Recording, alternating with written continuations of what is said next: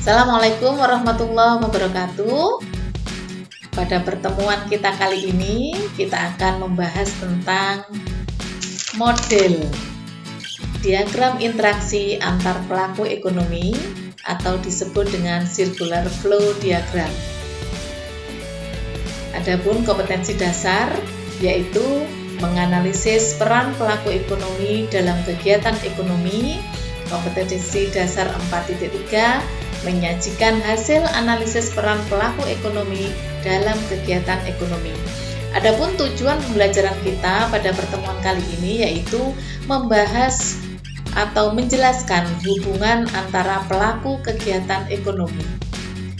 Sebelum kita membahas lebih lanjut tentang model-model arus lingkar kegiatan ekonomi, apa itu circular flow diagram? Circular flow diagram artinya diagram atau arus lingkar yang menggambarkan hubungan timbal balik antara pelaku-pelaku ekonomi sehingga membentuk sistem tertentu yang disebut dengan circular flow diagram. Pelaku ekonomi dalam kegiatan perekonomian yaitu rumah tangga konsumen, rumah tangga produsen, rumah tangga pemerintah, dan masyarakat luar negeri. Sebelum kita mengurai lebih lanjut hubungan antar pelaku ekonomi, maka ini adalah bentuk keempat hubungan antar pelaku ekonomi.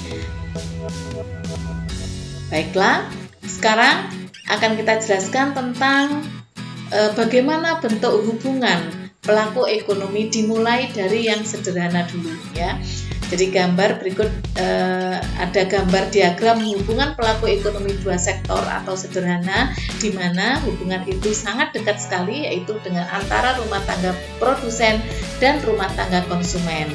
Rumah tangga produsen kita gambarkan atau kita singkat dengan RTP, kemudian rumah tangga konsumen kita singkat dengan RTK. Pada pembahasan sebelumnya kita tahu bahwasanya rumah tangga produsen itu memiliki peran khususnya dalam faktor atau pasar output di mana dia menyediakan barang dan jasa. Sedangkan rumah tangga konsumen peran dia dalam faktor produksi atau pasar input yaitu menyediakan faktor-faktor produksi. Faktor produksi itu antara lain sumber daya alam, sumber daya manusia, kemudian ada modal dan juga skill atau kewirausahaan. Baik, kita awali hubungan antara rumah tangga produsen dan rumah tangga konsumen di pasar input. Di sini kita jelaskan apabila kita urai di atas ada tulisan di sini pasar input. Ya, kemudian yang di bawah ini adalah pasar output. Pasar input adalah pasar-pasar faktor produksi. Nah, yang menyediakan adalah rumah tangga konsumen. Jadi peran rumah tangga konsumen dalam pasar input adalah menyediakan faktor-faktor produksi yang terdiri dari tadi ya. Ada faktor produksi asli dan turunan. Faktor produksi asli itu berarti sumber daya alam dan sumber daya manusia. Kemudian faktor produksi turunan yaitu modal dan skill atau kewirausahaan. Nah, menyediakan faktor produksi untuk ditawarkan kepada rumah tangga produsen sehingga dari apa yang sudah disediakan oleh rumah tangga konsumen tadi di dalam pasar input maka rumah tangga konsumen akan mendapatkan kompensasi dari rumah tangga produsen atas apa yang sudah diberikan kepada rumah tangga produsen berupa apa? Yaitu misalnya faktor produksi sumber daya alam apabila dia menyewakan tanah misalnya atau rent maka di situ kompensasinya berupa sewa. Sumber daya manusia atau tenaga kerja berarti upah atau gaji. Kemudian apabila itu sumber daya modal maka akan mendapatkan bunga.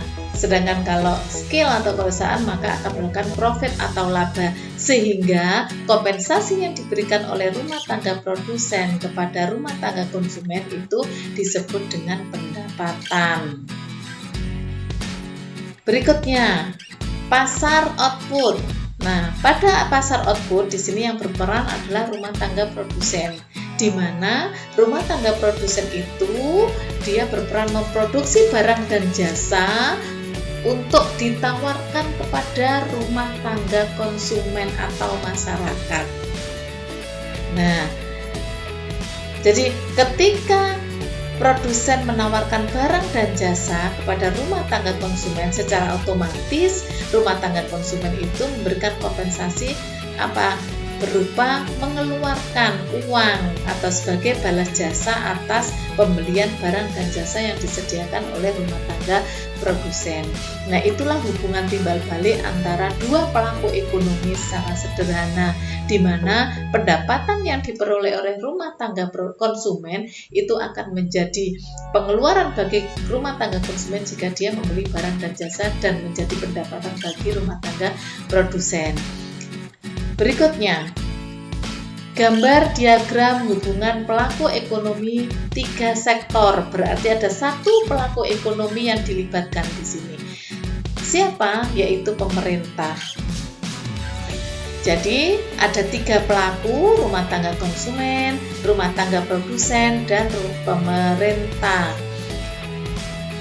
Tadi sudah dijelaskan ada produksi, pasar input dan output tentang rumah tangga. Nah, apa peran pemerintah di sini? Peran pemerintah yang pertama, kita lihat tanda panah ke rumah tangga konsumen dan rumah tangga produsen. Ini menunjukkan bahwasanya pemerintah itu memberikan subsidi baik kepada rumah tangga konsumen maupun rumah tangga produsen. Nah, apa subsidi yang diberikan oleh pemerintah? Misalnya, kalau rumah tangga konsumen, karena misal sesuai dengan kondisi saat ini untuk meningkatkan daya beli, maka ada social payment ya, seperti BLT, kemudian pekerja PKH dan sebagainya. Kemudian subsidi kepada rumah tangga produsen yang diberikan oleh pemerintah adalah berupa subsidi dalam rangka untuk mengurangi biaya-biaya produksi. Nah, kemudian ada tanda panah kedua-duanya, baik dari rumah tangga produsen maupun rumah tangga konsumen, mengarah ke pemerintah. Jadi satu arah ke pemerintah. Ini menunjukkan bahwa kewajiban yang harus dilakukan oleh baik rumah tangga produsen maupun rumah tangga konsumen kepada pemerintah. Apa kewajibannya? Itu berupa pajak. Jadi tanda panah yang mengarah ke pemerintah baik dari dua arah, baik dari RTP atau RTK, ini adalah pajak yang harus dibayarkan oleh baik rumah tangga konsumen maupun produsen kepada pemerintah. Nah, ini sektor tiga sektor. Selanjutnya, perekonomian terbuka, di mana masyarakat Indonesia negara kita harus sudah melibatkan masyarakat luar negeri. Jadi selain ada pemerintah, juga ada masyarakat luar negeri. Berarti sudah terjadi ekspor impor di sini. Kita jelaskan satu persatu. Pada rumah tangga konsumen tadi sudah ya, di pasar input. Jadi pasar input konsumen ke produsen itu secara otomatis adalah menyediakan atau menawarkan faktor-faktor produksi dengan kompensasi sewa, upah, bunga, laba. Begitu juga dengan rumah tangga produsen, ketika dia menawarkan barang dan jasa kepada konsumen, maka dia akan mendapatkan uang sebagai balas jasa atas pembelian barang dan jasa. Nah, sekarang peran masyarakat luar negeri, kita lihat di sini. Pada masyarakat luar negeri, ketika dia melakukan ekspor, ketika masyarakat luar negeri itu melakukan ekspor ke negara kita, berarti negara kita melakukan impor kepada masyarakat luar negeri. Sehingga dengan adanya impor, kita berarti peran kita sebagai rumah tangga konsumen.